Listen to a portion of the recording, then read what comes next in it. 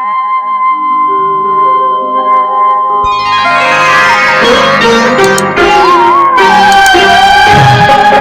श्री गणेशाय नमः। मित्रों, कभी कभी अनजाने में या फिर कुछ गलती से हमारे हाथों कुछ ऐसे पाप हो जाते हैं जिसका हमें बहुत पश्चाताप होता है, और उस पाप के बोझ तले हमें अपना जीवन भी एक प्रकार का बोझ लगता है। तो दोस्तों, आइए जानते हैं हमारे शास्त्रों में यानी कि भागवत में ऐसे पापों को प्रायश्चित के रूप में हमें क्या करना चाहिए। आइए जानते हैं आज की वीडियो में। गलतियां हम सभी करते हैं, छोटी छोटी गलतियां करते हैं और बड़ों से बड़ी गलतियां हो जाया करती है। पर ऐसा नहीं कि लोग जानबूझकर अपने लिए गड्ढा खोदते हैं, बल्कि कई बार हम अपने अनजाने में ऐसा कुछ कर बैठते हैं जिनसे जीवन भर अपराध बोध महसूस होता है। सभी धर्मों में पाप पुण्य का महत्व है। किसी के द्वारा किए गए सही और गलत कामों को पाप पुण्य में बांटा जाता है। अनजाने में की गई गलतियों की सजा भले न मिले, पर उसके परिणाम जरूर भुगतने पड़ते हैं। इसलिए हर धर्म में गलती होने पर उसके पश्चाताप के तरीके को सुझाया गया है। भागवत में इसका जवाब है। सुखदेव महाभारत काल के मुनि और वेदव्यास के पुत्र थे। सुखदेव बचपन में ही ज्ञान प्राप्ति के लिए वन में चले गए थे। सुखदेव जी ने व्यास से महाभारत पढ़ा था और उसे देवताओं को सुनाया था।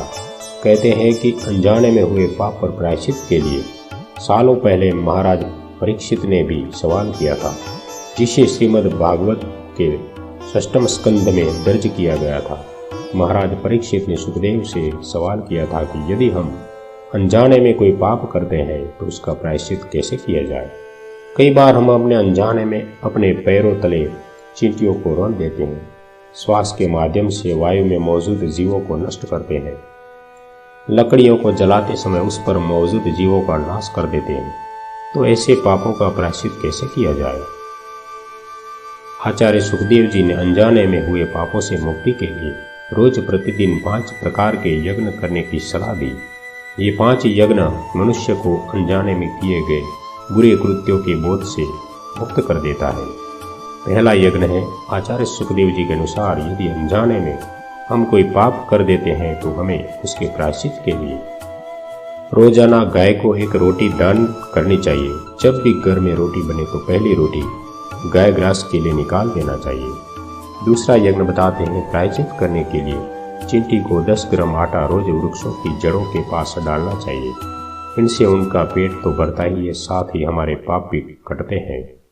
तीसरा यज्ञ है, आचार्य सुखदेव जी के अनुसार पक्षियों को अन्न रोज डालना चाहिए। ऐसा करने से उनके भोजन की तलाश खत्म होती है और व्यक्ति को अपनी गलतियों का एहसास होने के साथ ही उसके दोषों से बचने का एक मौका मिलता है। चौथा यज्ञ बताया गया है, आटे की गोली बनाकर रोज जलाशय में मछलियों को डालना चाहिए। इसके अलावा मछलियों का दाना भी डाला जा सकता है। और 5वें यज्ञ में आचार्य सुखदेव जी बताते हैं कि रोटी बनाकर उसके टुकड़े करके उसमें घी चीनी मिलाकर अग्नि को भोग लगाए। उन्होंने कहा कि यदि कोई रोजाना ये 5 यज्ञ संपन्न करते हैं तो वह अनजाने में हुए पापों के बोझों से मुक्ति पाता है। ओम श्री वासुदेवाय नमः।